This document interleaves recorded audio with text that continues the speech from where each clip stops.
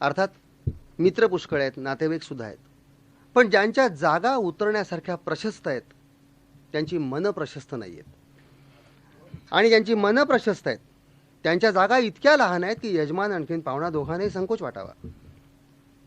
आमच्या साहेबांनी आम्हाला केबिनमध्ये बोलावून घेतलं. त्याने हे पहा, तुमच्या डिफिकल्टीज मला माहीत आहेत, ह्या वेळेला उतरायचं कुठे हा प्रॉब्लेमच तुम्हाला उरलेला नाही आहे. सबनीसांना बँकेने क्वार्टर्स दिलेत, माणूसही प्रशस्त आहे, जागा तर म्हणजे मुंबईच्या हिशोबाने प्रशस्त आहे. मी बोरीबंदरला आलो, गाडी राईट टाईम होती, हल्ली हे सांगावं लागतं. टॅक्सी केली, टॅक्सी कुलाब्याकडे धावू लागली. लांबूनच बँकेच्या नावाचा बोर्ड दिसला, टॅक्सी उभी केली. 2 जिने चढून वर आलो. समोर पाहिलं सबनीसांच्या घराचा दरवाजा. त्या कलर स्कीमकडेच काही वेळ मी बघत उभा राहिलो, कारण दरवाजाकरता निवडलेला रंग, पाटीचा रंग, पाटीचा आकार, पाटीवरचं वळणदार अक्षर, त्या तिथूनच मला अशी साक्ष पटायला लागली की इथे एक रसिक माणूस राहतोय आणि ह्या वास्तूमधला प्रत्येक क्षण आपला आनंदाचा आणि समाधानाचा जाणार आहे. बेल वाजवण्याकरता पुढे झालो आणि तिथे मात्र थबकलो. काही लोकांच्या घरच्या कॉल बेल्स हा एक चिंतनाचा विषय आहे. घरामध्ये बेल कशी वाजणार आहे हे वाजवण्यापूर्वी आपल्याला कळत नाही. बेलकडे हात न्यावा निमित्ताला टेकल्याप्रमाणे घरात त्या इतक्या मोठ्यांदी वाजतात की बाहेर आपलं बर्फ होतं, कारण आपल्याला एवढी मोठ्यांदा बेल वाजवायची नसते. बाहेर कोणीतरी आलाय एवढं घरामध्ये समजावं इतकीच बेल वाजावी ही अपेक्षा. याउलट काही बेल्स घरामध्ये वाजतायत त्या बाहेर ऐकू येत नाहीत. आपल्याला वाटतं की बेल बंद पडली आहे, मग एक हात बेलवर आणखीन दुसरा हात कडीवर.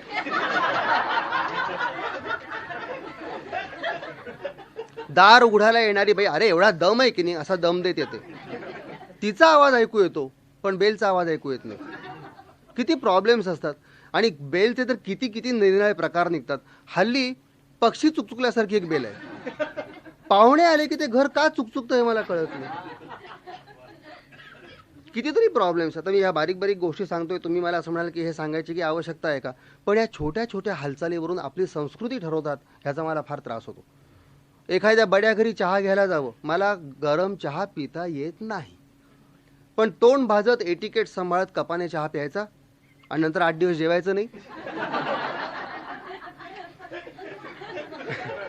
का गावंढळ ठरवून बशीमध्ये चहा ओतून प्यायचा पत्ता लागत नाही हो. बरं, कपबशा गोळा करण्याकरता मालकीनबाई बाहेरच्या खोलीमध्ये येतात. पहिला कप संपलेला, दुसरा संपलेला, तिसरा आपला अर्धवट भरलेला, अर्धवट रिकामा. त्यांनी सांगायचं हो दे सावकाश, आपण नाही झालंच. हा प्रॉब्लेम.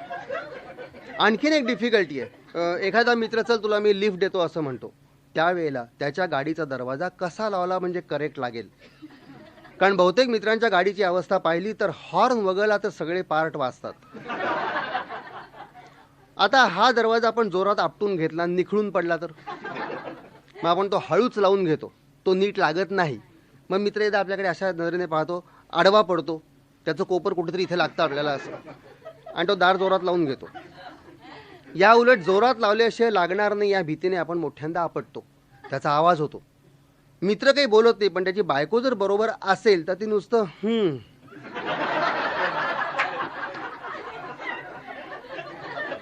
एवढंच करते, पण तो हुंकार इतका जबरदस्त असतो की असं वाटतं की लिफ्ट नको, ह्याच गाडीखाली जीव द्यावा. अरे पण अशा गाडीखाली जीव जाईल ह्याची गॅरंटी नाही हो. आणखीन एक प्रॉब्लेम, संध्याकाळी आपण बायको बरोबर फिरायला जातो, म्हणजे भाजीची पिशवी हातात घेण्याकरता. कारण ही पिशवी आपल्याकडे जर 2 मिनिटं धरा हो ह्या कराराने येते, ती फिरणं संपेपर्यंत आपल्याकडे असते. आणि आपण आपल्या विचारामध्ये असतो की बाबा ते संध्याकाळी एक स्टेटमेंट राहिलं आहे, उद्या तो टायपिस्ट दांडी मारेल का, वेळेवर येईल, हे सगळं चालू असतं. बायको पटकन एक प्रश्न विचारते, अहो आत्ता शेजारून एक मुलगी गेली, तुम्ही पाहिलीत का? आपण जर म्हटलं की नाही बाबा माझं लक्ष नव्हतं, कुठे बघत असतात कुणास ठाऊक.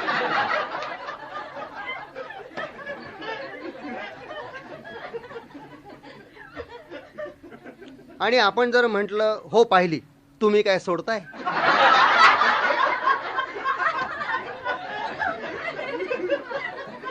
या प्रश्नावर बायकांना काय उत्तर हवं असतं हे खरंच मला समजलेलं नाही. बारके बारके प्रॉब्लेम्स, काय छळ चालतो नवऱ्यांचा. घरातून बाहेर पडता नाहीच, आपण आपल्या गडबडीत असतो, कुलूप शोध, किल्ली शोध, आणि बायको लगेच दिसतीये पावडर. दिसतीये का? आपण जर मुद्दाम सांगितलं हो थोडी दिसतीये, एवढी लावलीच नाहीये, मग विचारायचं कशाला?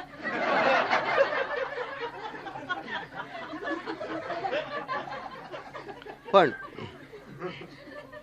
आता मी सबनीसांच्या घराची बेल वाजवली. ती नुसतीच घरामध्ये वाजली असं नव्हे, तर बाहेर मला ऐकू आली. आणि त्या बेलचा आवाज इतका सुमधूर होता की त्या आवाजावरनं कळलं की या बेलला पाहुण्यांची ॲलर्जी नाहीये. दार उघडलं गेलं. सबनीसांनी मनापासून स्वागत केलं. हातपाय धुण्याकरता आम्ही बाथरूममध्ये गेलो. बाथरूममधून बाहेर आल्यानंतर सबनीस टॉवेल घेऊन दाराशी उभे. आपल्या घरी पाहुणा आल्यावर आपण असेच उभे राहतो, पण माझ्यासाठी कोणी असं उभं राहिलं की मला भयंकर संकोच वाटतो. मी तो टॉवेल घेतल्यासारखं केलं, हात जेमतेम पुसल्यासारखे केले आणि टॉवेल लगेच परत केला. अशा वेळेला एवढंच करायचं असतं. नाही हो, आमचे काही काही मित्र टॉवेल आयुष्यात पहिल्यांदा बघितलाय असं करतात हो. हात पुसतात, पाय पुसतात, हे असं करतात. नंतर तो टॉवेल स्पेशल वॉशला द्यावा लागतो. मी टॉवेल परत केला तोपर्यंत मिसेस सबनीस शेजारी येऊन उभ्या राहिल्या. सबनीसने सांगितलं ही आमची बायको रेखा. मी पटकन नमस्कार केला.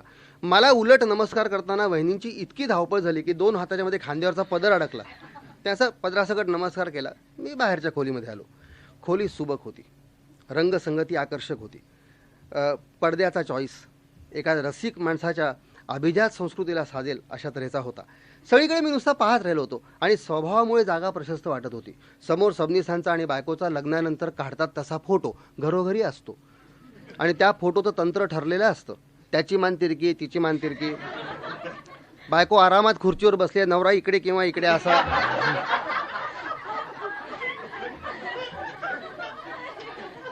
फोटोग्राफरने हसा म्हणायचा पण इतकं नाही, जरा कमी. अशा तंत्रासकट एक फोटो काढलेला असतो. पण इथे मी या दोघांच्याकडे पाहिल्यानंतर वाटलं की मूळचीच ही मंडळी इतकी दोघंजणे देखणी आहेत की फोटोग्राफरला फोटोग्राफीतलं कौशल्य वापरायची गरज भासली नसेल. मराठीत आपण पटकन असं म्हणतो, अरे बाबा लक्ष्मी नारायणाचा जोडा आहे. आता आपण सौजन्याने हा शब्द सगळ्यांच्या बाबतीत वापरतो. पुष्कळांच्या बाबतीमध्ये जोडा एवढाच शब्द खरा. पण एक गोष्ट मला खटकली. फोटोमध्ये मी आता पाहिलं तर वहिनी दोन्ही खांद्यावरनं त्यांच्या लांबलचक वेण्या, बाई जर उभी राहिली तर वेण्या गुडघ्यापर्यंत लोंबतील इतक्या लांबलचक वेण्या फोटोमध्ये अशा रुबाबात घेऊन बसलेल्या होत्या. आणि मगाशी मी पाहिलं तर त्यांचा बॉब केलेला असावा असं मला वाटलं. बघण्यात काही चूक झाली का असं होणार नाही अर्थात, पण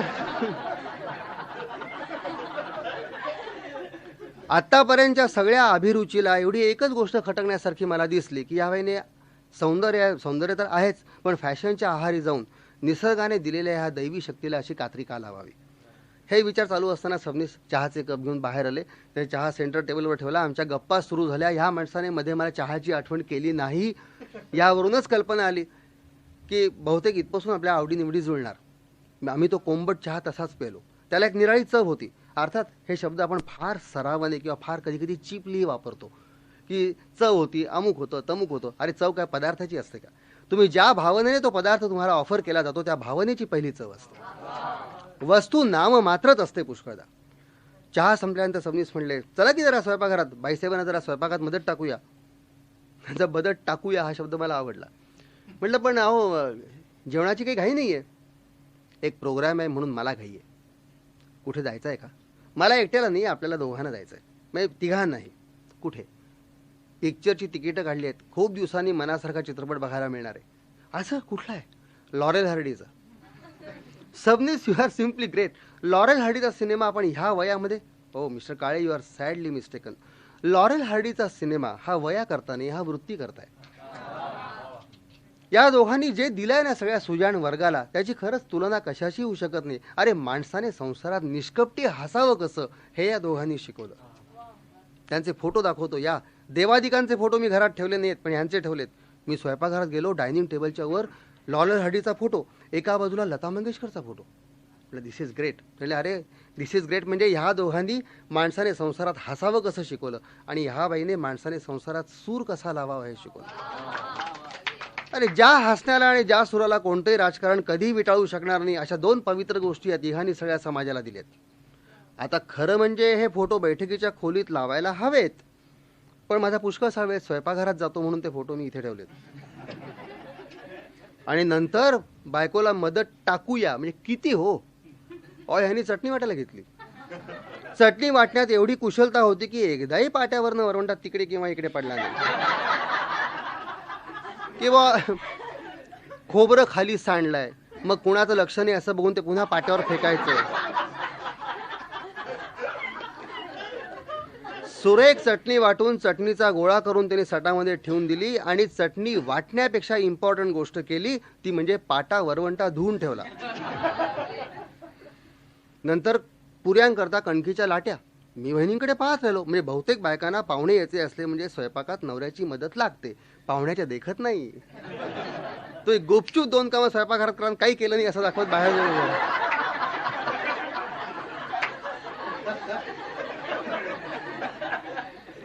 आणि इथे वहिनी काही बोलत कसं नाहीत म्हणून माझी त्यांच्याकडे नजर गेली आणि मग मात्र सगळ्या प्रश्नांची उत्तरं मला मिळाली. अर्थात मला हे उत्तर नको होतं.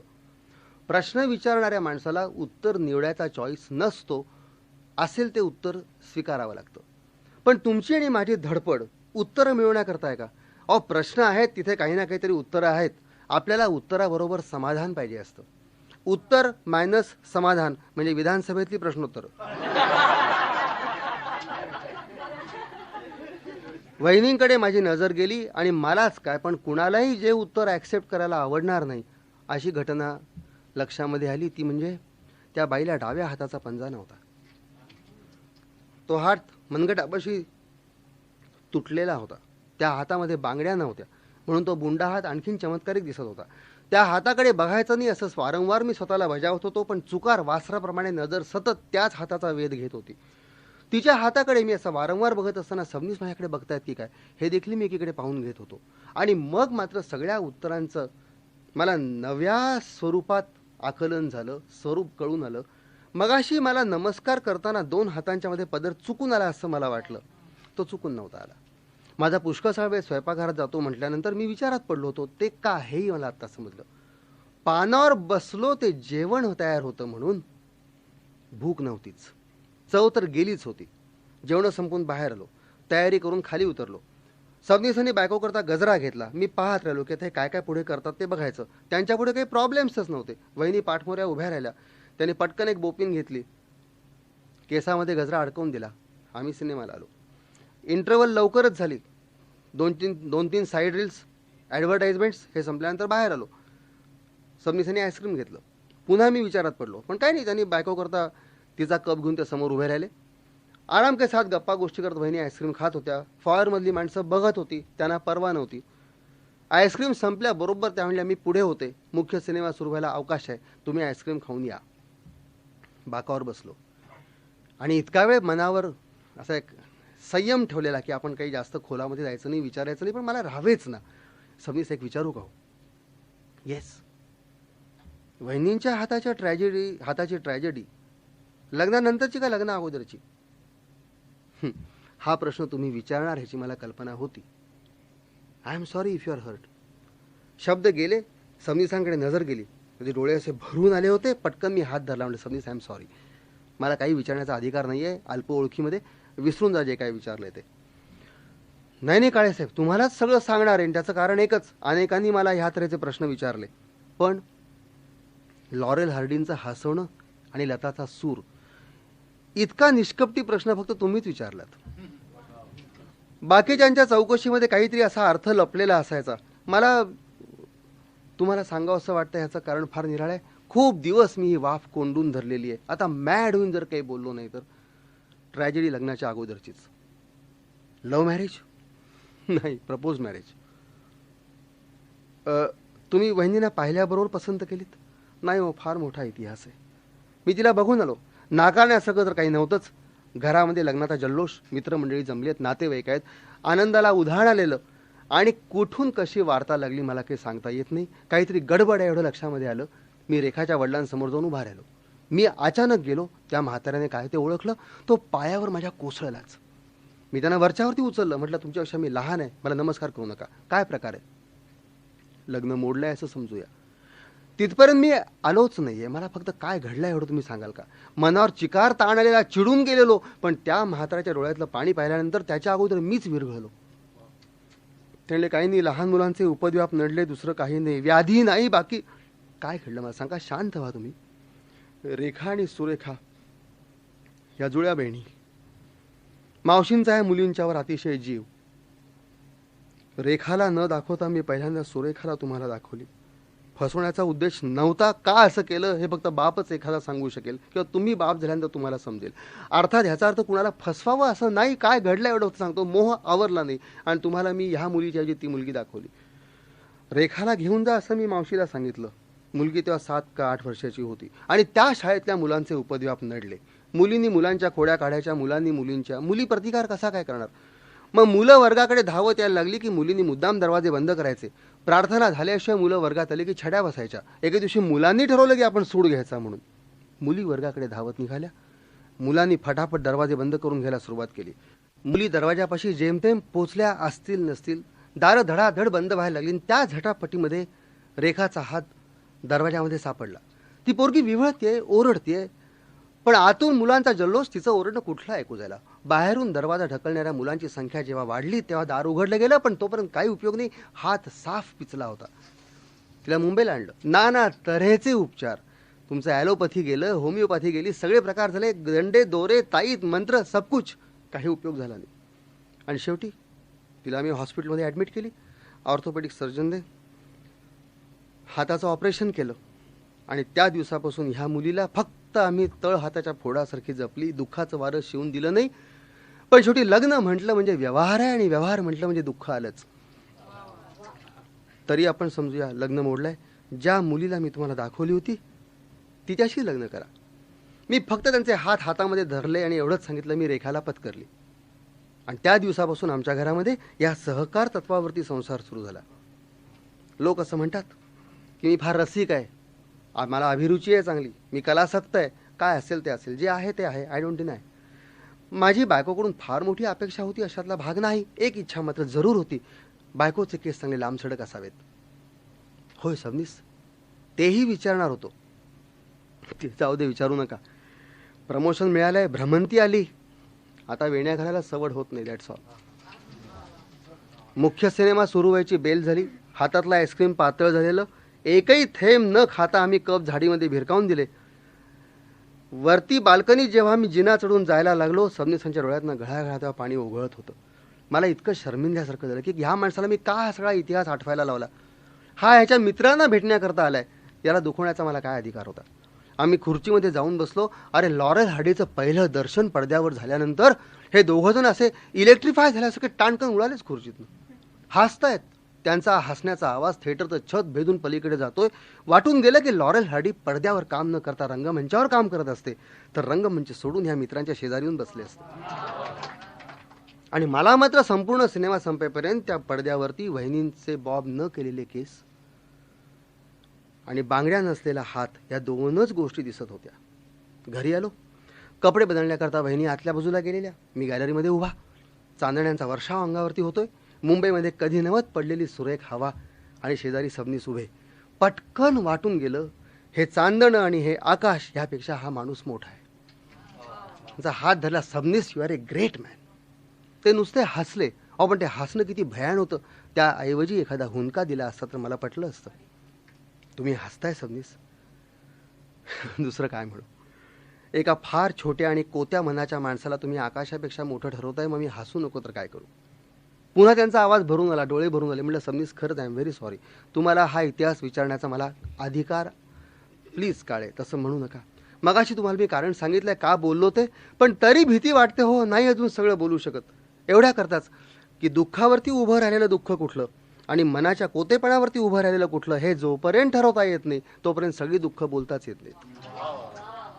आणि एवढ्या करता शेवटी आपल्याला आपलं मन मारावं लागतं. आपलं मन आपणच मारायचं असतं, कारण आपल्या विरुद्ध तक्रार घेऊन ते कुठेही जात नाही, राहत नाही. म्हणून सांगतो, संध्याकाळपासून माझं काय इमेज तुमच्या समोर निर्माण झालंय. नाव I am just not bothered. मला ते सहन होत नाही. कुठे बोलू नका फॉर गॉड सेक. पण रेखाच्या या ट्रॅजेडीला कळत न कळत मी जबाबदार आहे. Will you believe it. Sabnis, होय. दरवाजा ढकलणाऱ्या मुलांच्या मध्ये माझाच पुढाकार होता.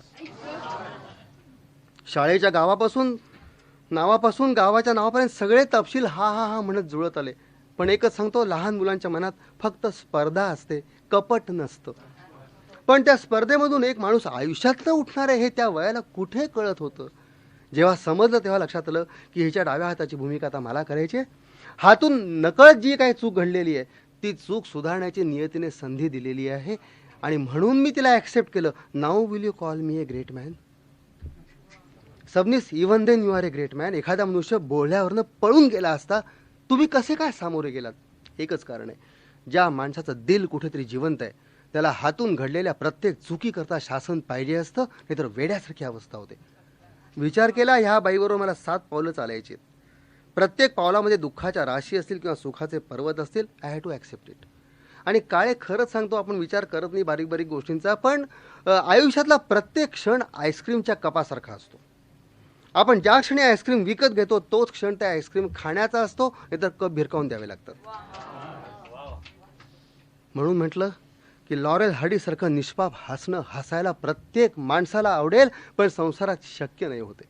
अरे, त्या दोघांची लग्न झाली असती तर त्यांनाही कळलं असतं की संसारामध्ये हे असं नाही हसता येत. लॉरेल हार्डींची लग्न हा विचार त्या क्षणी एवढा विनोदी वाटावा मला, मी हसत सुटलो. सबनीसांच्या डोळ्यातनं अजून पाणी ओघळत होतं. वहिनी पटकन बाहेर आल्या. माणूस किती वरवरचा विचार करतो. त्याने विचारलं, आत्ताच्या सिनेमातलं काहीतरी आठवलं म्हणून हसताय ना? मी हो म्हटलं. पण मला खरोखरच एखाद्या हसण्यामागे किंवा एखाद्या अश्रूमागे केवढा प्रचंड इतिहास असतो हे कधी कोणाला कळेल का? ते हसणं ते रडणं ते काय त्या वेळचं असतं का? ती फक्त वेळ असते, बाकी सगळं आपलं जुनं जुनं जुनं असतं. आणि मग विचार केला की हा प्रश्न वहिनीने सबनीसांना विचारला असता तर या माणसाने डोळ्यातलं पाणी कसं काय पुसलं असतं आणि कधी पुसलं असतं. नजर वळली माझी तिकडे. गुरुत्वाकर्षणाचे सगळे नियम सोडून गालावर